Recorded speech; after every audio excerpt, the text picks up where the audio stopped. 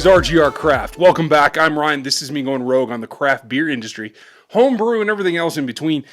Hope you guys are doing well. It's been a long quarantine. I'm kind of getting caught up. What you saw to start this video is a time lapse of the Spike Conical that I bought the other couple of months ago at this point.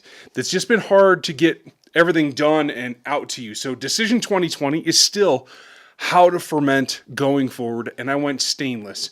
If you guys missed the video about why I made those selections, you can go back and check that. It should be pinned up here or in the actual description. So just want to say, here is my Irish Red. Cheers to you guys. This was the first brew that was done start to finish in the Spike. So pretty happy with the way that it's come out, and I'm feeling good about where we're going forward. I'm going to talk today about what it's been like getting it set up and going, a couple of hiccups I had, and the customer service that really sets Spike out from the rest of the industry. Really impressed with what they have done for me in this particular instance. But first, take a look at this longer unboxing of step-by-step and a couple of things that really stand out.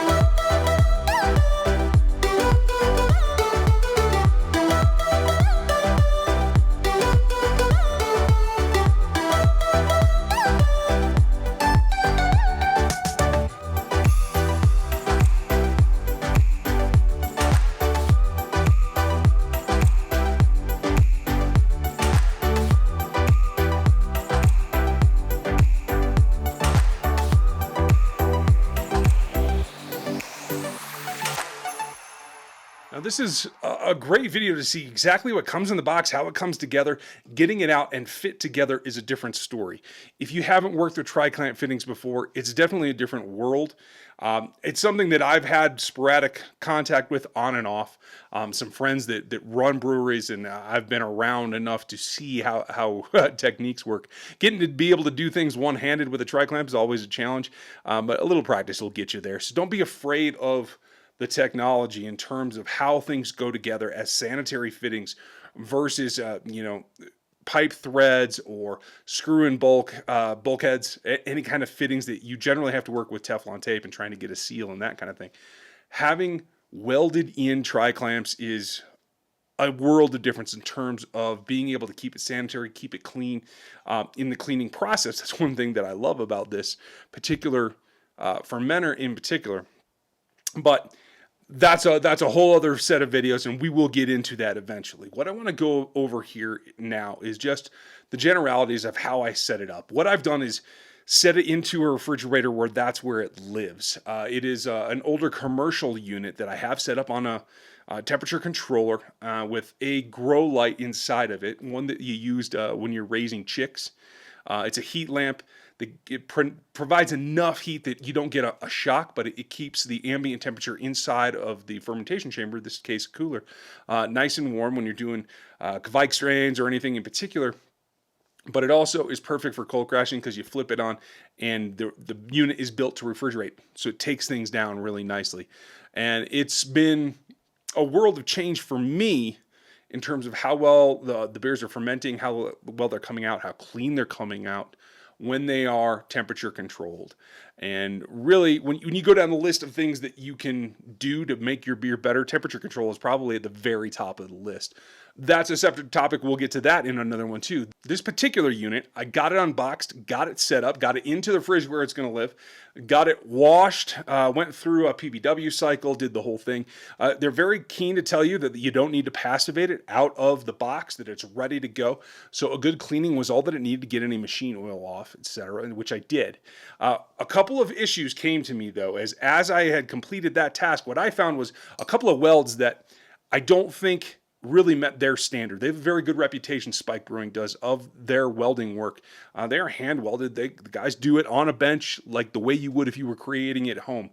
And so I sent them a couple of pictures, a couple of things, some pinholes that I was worried about, a couple of things that are not typical of what I've seen from their work on friend systems, particularly the kettle side rather than the fermenter side. But just pointing those out, and they said, that's definitely not up to our standard. We will send you a new body right now. And they sent it. And it was on its way before I had even repacked my original body back into the packaging. So kudos to Spike Brewing for being out there. I did this as a customer. This isn't a loaner unit. This isn't something that I'm doing for promotion like you see a lot of other channels around YouTube where they have a relationship. I was just a customer. Maybe we'll get to that in the future, but for now, they're just taking care of their customers the best way they can, and they really did it for me. I got a brand new body. It looked like it had been stored upside down, so the rim at the top of the body had also been pretty scratched up significantly. It looks like it had been drug around a little bit. Clearly, it was a unit that I don't think was meant to go out. So when I got my replacement, clean as a whistle. Super sweet welds, really, really nicely done. And that is what has now gone into the fermentation chamber. And that's what's living as my main fermentation vessel at this point. I want to say that if you have any qualms about spending the money on this kind of equipment, Spike Brewing should have your confidence because they have done everything they can do to make my life easier, to make me a satisfied customer, and I really appreciate that. There are a lot of companies that don't go that far. So if you're looking to spend some money, I would cleanly endorse Spike Brewing and all of their equipment and their workmanship in particular. So that's where we're at this point. I've gotten a couple of brews in. You're going to see some of those coming up. I'm going to try to get Mike to actually ferment in it too, because he's been a little sheepish about it.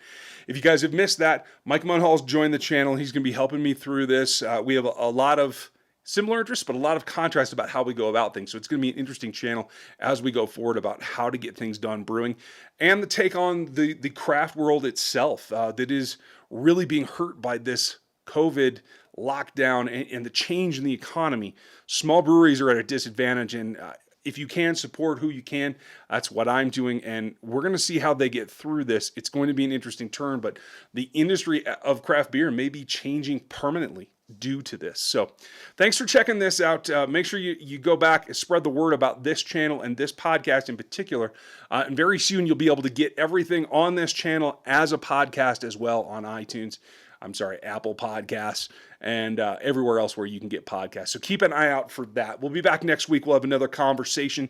We're going to keep moving things around about how to get things done, how to do things with some of these special equipment that we've gotten. I'm going to have a little bit of Pico Brew information here soon too. So thanks for watching today, and I'll check you out next time. Cheers.